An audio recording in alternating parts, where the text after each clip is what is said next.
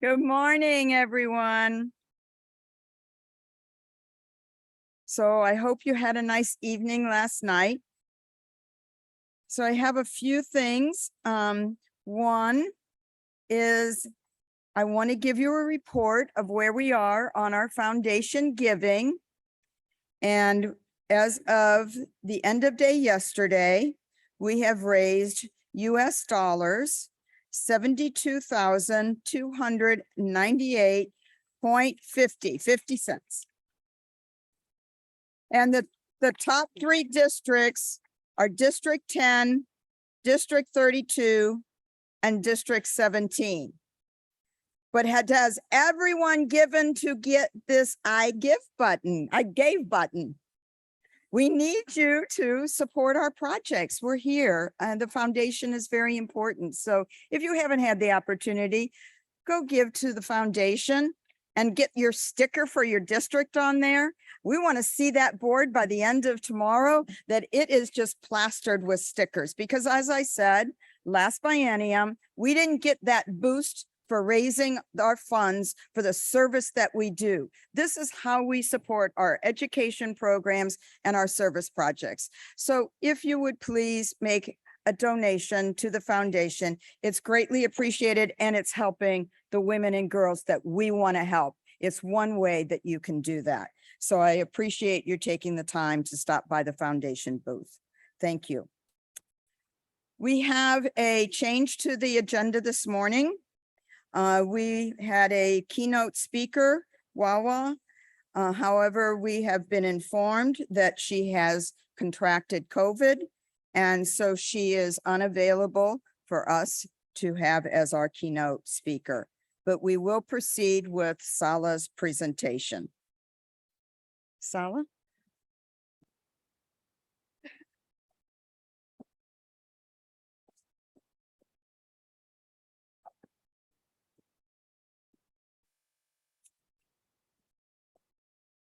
Good morning to all here as well as virtually. It's a great way to start a new week and new convention day with this very topical issue of climate change. According to the latest Intergovernmental Panel of Climate Change, IPCC report, scientists are observing changes in the Earth's climate in every region and across the whole climate system. Many of the changes observed in the climate are unprecedented in thousands, if not hundreds of thousands of years, and some of the changes already set in motion. According to IPCC report, strong and sustained reductions in emissions of carbon dioxide and other greenhouse gases would limit climate change, while benefits for air quality would come quickly. It could take 20 to 30 years to see global temperatures stabilize. The report provides new estimates of the chances of crossing the global warming level of 1.5 degrees Celsius in the next decades, and finds that unless there are immediate, rapid, and large-scale reductions in greenhouse gas emissions, limiting warming to close to 1.5 degrees Celsius or even 2 degrees Celsius will be beyond reach. But it is not just about the temperature. Climate change is bringing multiple different changes in different regions, which will increase with further warming. These include changes to wetness and dryness, to winds, snow and ice, coastal areas and oceans. For example, climate change is intensifying the water cycle. This brings more intense rainfall and associated flooding, as well as more intense drought in many regions. Coastal areas will see continued sea level rise throughout the 21st century, contributing to more frequent and severe coastal flooding in low-lying areas and coastal erosion. Further, warming will cause the loss of seasonal and snow cover, melting the glaciers and ice sheets, and loss of summer Arctic sea ice. After hearing all this, one may think that quite a scene for the future, but why do we have this on the agenda of Zonta? Zonta is not an environmental organization, nor a disaster relief organization. Why should Zonta care about the climate change, which in all areas of life is pushing through to our everyday life? This item was also discussed in the resolution number 2 workshop a few days ago. Let's take a look at the United Nations Sustainable Development Goals established by the United Nations General Assembly in 2015. There we have so far focused on the goal number 5, achieve gender equality and empower all women and girls. And this is to the core of Zonta's mission. This is the goal we work for in all we do in Zonta. Sustainable Development Goal 13 is about climate action. And the official mission statement of this goal is to take urgent action to combat climate change and its impacts. And these 2 goals are the key to this subject from the Zonta international point of view. Climate change is about gender equality issue, and it is about human rights. Gender is relevant in the context of climate crisis, both because women are recognized as more vulnerable to climate change impacts and bear most of the brunt, and therefore gender-responsive measures are needed. At the same time, women's contribution to building a sustainable future at all levels has been proven as highly significant. Nevertheless, women are highly underrepresented in decision-making tables and tables of negotiation.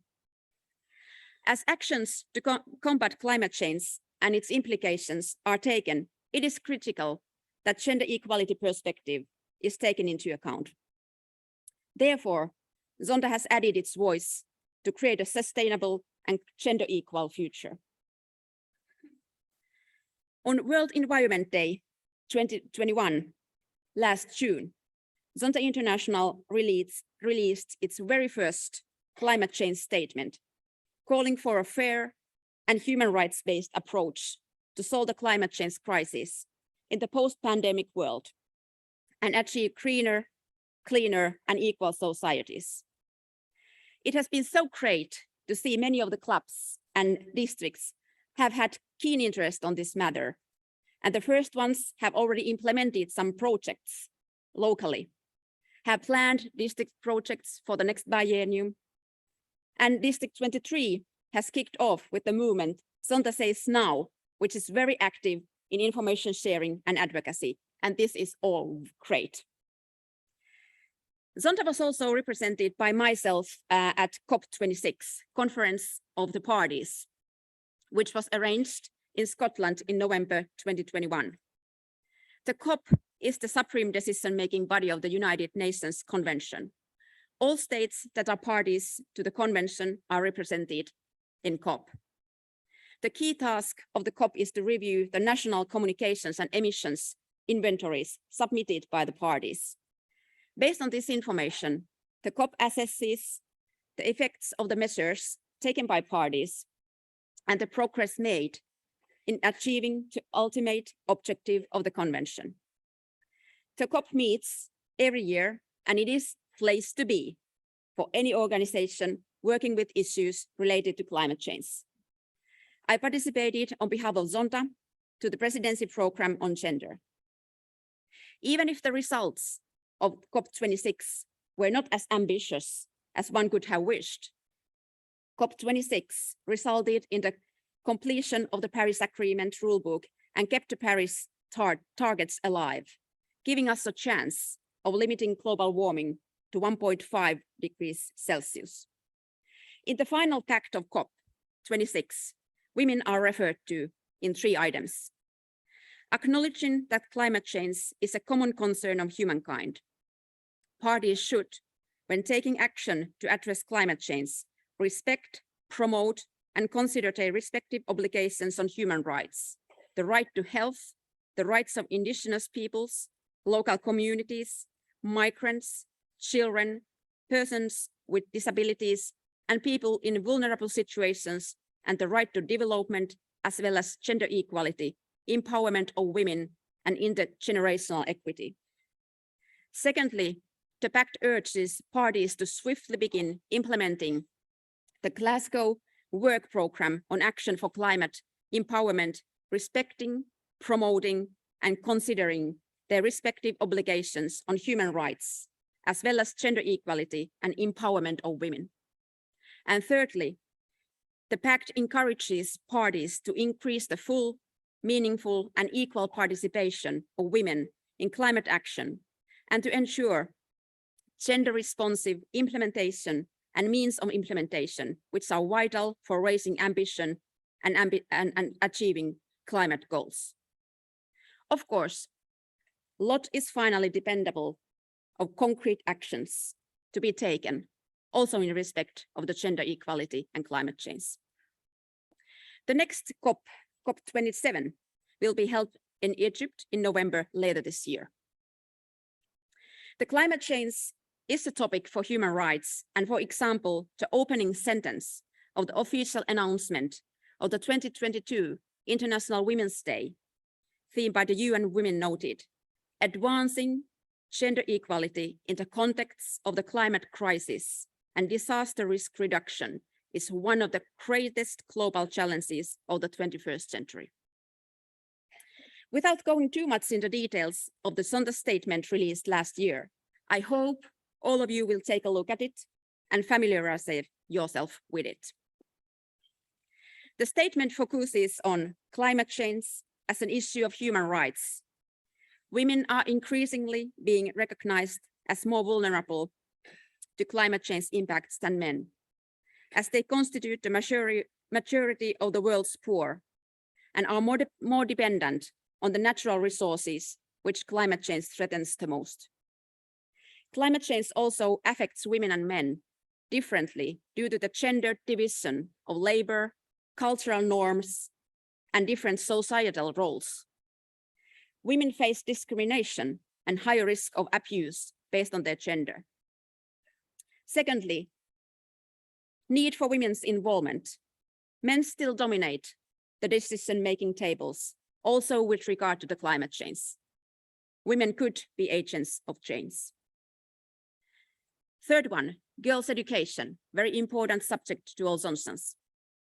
When families cope with the challenges of natural disasters and extreme weather conditions caused by climate change, increased workloads fall on girls, who are the more likely than boys to be forced to leave school, obey the gender norms that dictate that some works, such as fetching water, fall on girls, etc., or they will need to marry early. Equal economic opportunities. Economic impact on climate change more severely affects populations in developing countries, especially those who depend on agriculture, whose actions and lifestyle at the same time contributes less to the climate change. In these environments, women and girls' unpaid agricultural and domestic work is essential to the livelihoods of their families and communities. Detrimental effect on women's health and safety. According to the World Health Organization, in specific gender climate change and health annual report, during natural disasters, women and girls are more likely to be severely affected or killed as a result of their roles and responsibilities in society. For example, they are left behind or delayed to take care of elderly or children, or simply waiting for men to return and bring them to a safe place. In climate-affected environments, reproductive health can be at risk, for example, because of nutritional deficiency during breastfeeding and lack of access for health during pregnancy. Climate change also undermines food security. As climate refugees or migrating to find paid work, women and girls are at greater risk of exploitation, violence, and trafficking in persons. Raising awareness, it's critical that we raise our own awareness, but also advocate towards general public that climate change is also a gender equality issue and should be treated accordingly. This is a short brief from Zonta from the last year or so. It's only the beginning of Zonta's work in the field of climate change. I'm positively looking for Zonta's ability to make difference on this field. It is in our hands.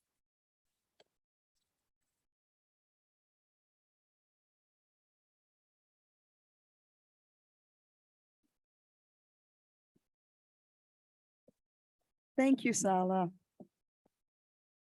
So since we do not have our keynote speaker, we will be moving on and starting bylaws earlier.